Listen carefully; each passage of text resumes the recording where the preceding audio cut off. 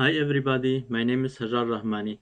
I'll be presenting a paper What to Do When You Can't Do It All, Temporal Logic Planning with Subtemporal Logic Constraints by me and Jason O'Kane from University of South Carolina. Consider a social enrichment robot capable of doing 2x juggling and making animal balloons located in a retirement home. The robot is assigned different kinds of tasks, or perhaps there are some constraints.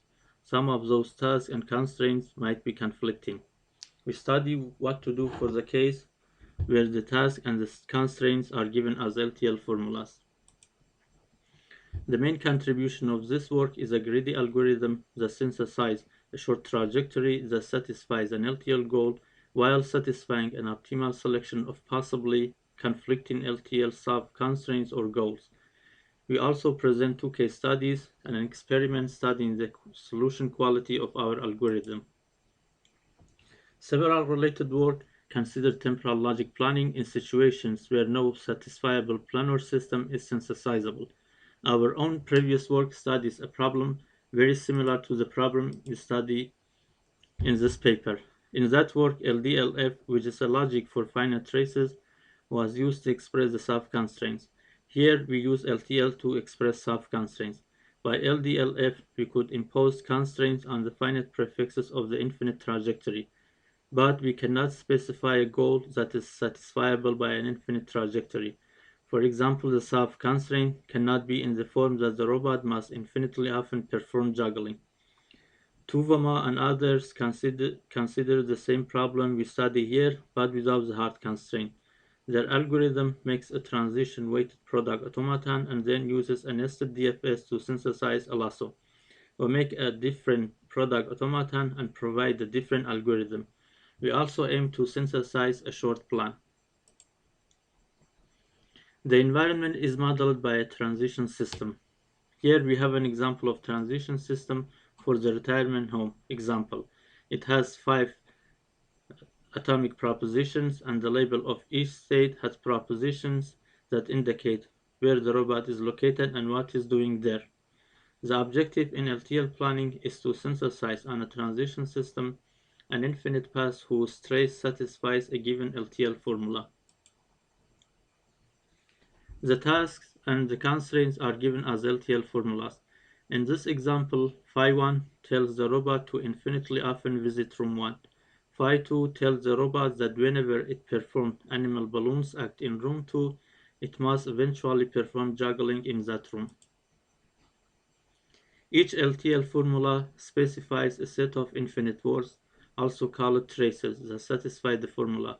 Here, for each of the two formulas, we have shown two traces. We use Buki automata to encode LTL formulas. Buki automata are very similar to non-deterministic finite automata, but they are acceptors for infinite words rather than finite words. A run over a Buki automaton is accepting if it infinitely often goes through an accepting state. An example in this automaton is the cycle Q0, Q1, Q2, Q0, or a random walk that infinitely often goes through Q2. An infinite word is accepting if there is an accepting run for it over the automaton. For each LTL formula, we can make a Buki automaton that accepts exactly all those words that satisfy the formula. The inputs to our problem are a transition system, an LTL formula phi, which specifies the goal or the hard constraint, and n LTL formulas psi1 through psi n, which specify the sub-constraints and are ordered from the highest priority to the lowest priority. The output of the problem is a path whose trace satisfies the hard constraint and minimizes a const function f omega. The sub-constraints must be first prioritized by the user. The cost function guarantees to satisfy as many as possible of the sub-constraints while never sacrificing constraint with higher priority in order to satisfy a constraint with lower priority. The algorithm consists of 3 main steps. The first step, make a product automaton. The second step, compute the set of strongly connected components of the graph underlying the product automaton. And the third step, synthesize a lasso. The suffix part of the lasso is synthesized inside a strongly connected component. The lasso is then projected on the transition system. The product automaton P is constructed from the Buki automata A created for the LTL goal phi, the transition system, and the Buki automata BIs created for the sub constraints. All the Buki automata for the sub constraint need to be non-blocking.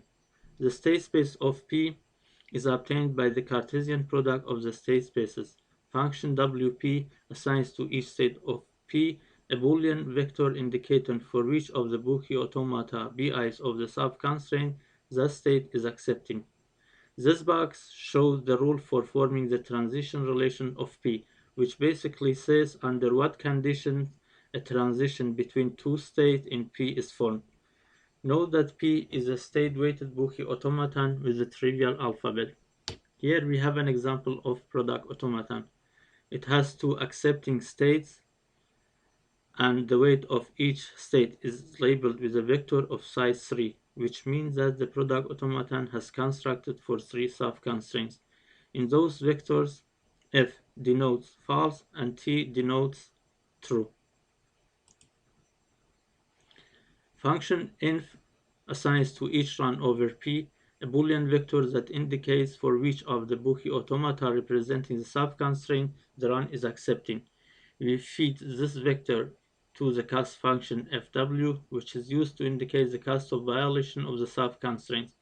Our original problem is then reduced to finding on P an accepting run that minimizes fw. Lemma 2 says that if P has an accepting run, then it has an accepting lasso that minimizes the const function. Because of this, we look only for lassos, because they are easier to find.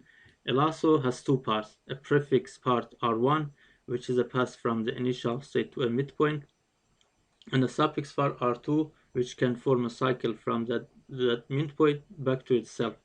Among all those lassos, we are interested in the shortest ones, because usually shortest lassos on P can lead to shortest lasso on the transition system, and this could lead to minimized energy consumption or resources. But lemmas 3 and 4 say it is computationally hard to synthesize the shortest accepting lasso that minimizes the cost function. Because of this hardness, we use a greedy algorithm that minimizes R1 and R2 separately on the graph underlying P. Because R2 forms a cycle, it is within a strongly connected component of the graph. As a result, we first compute the set of strongly connected components using Tarjan's algorithm, which is a single pass depth first search that forms the strongly connected components during the callbacks.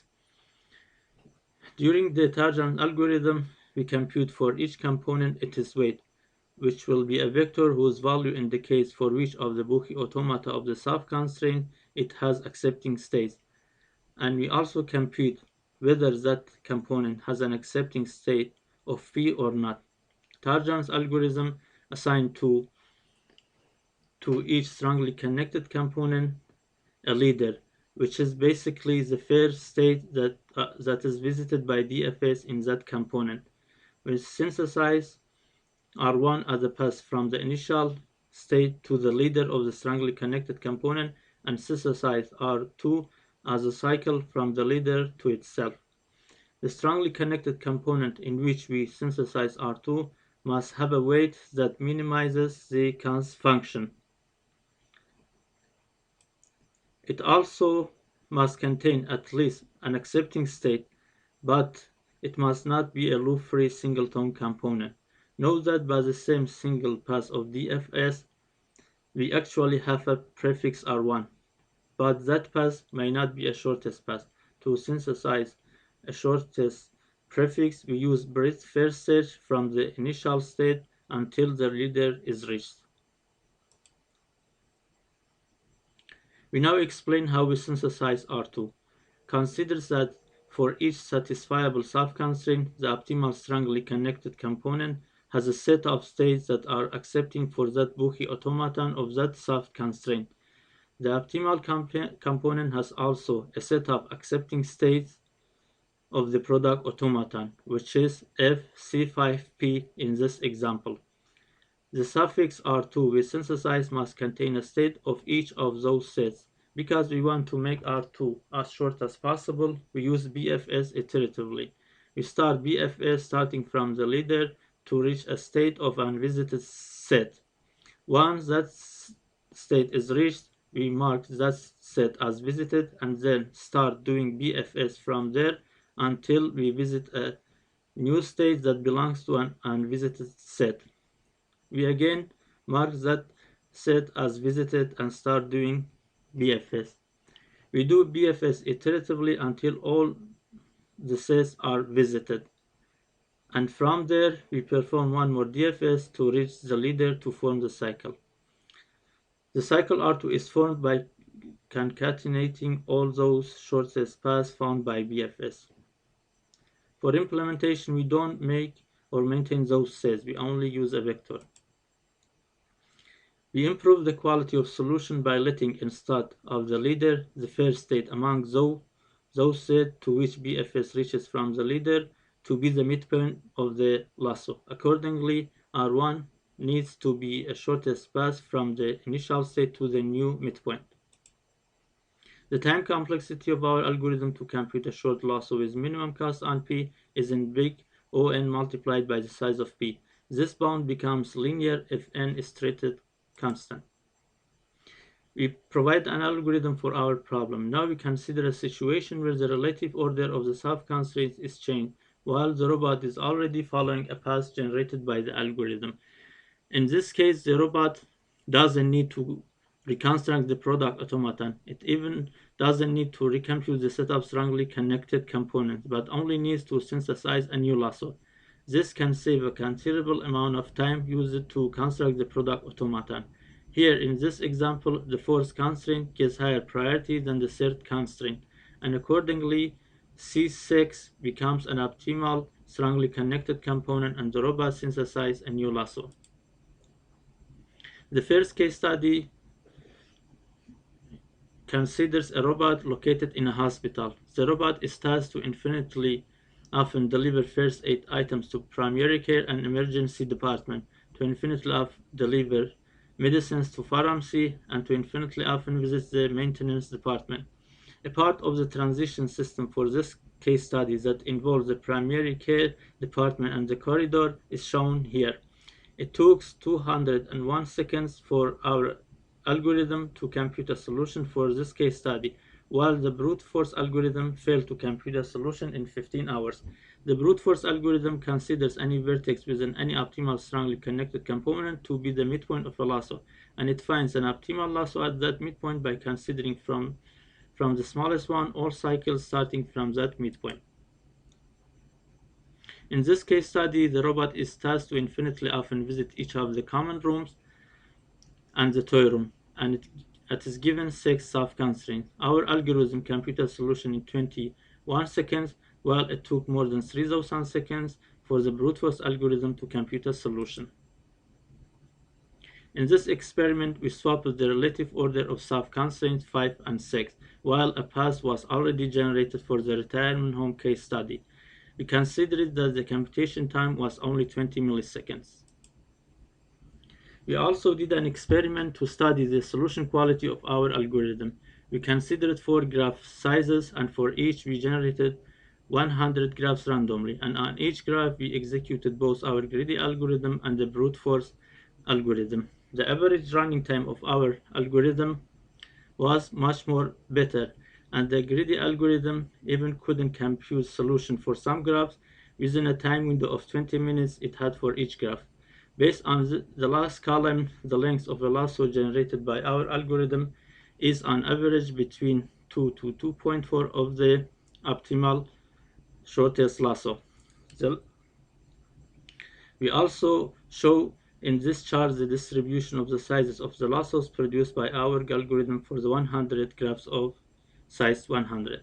In conclusion, a lasso generated by our algorithm is usually within a factor of 2 to 2.4 of a shortest lasso. Future work considers better algorithm to improve approximation ratio, different approach that doesn't require product automata reconstruction, learning the self-constraints, and the case of dynamic environments.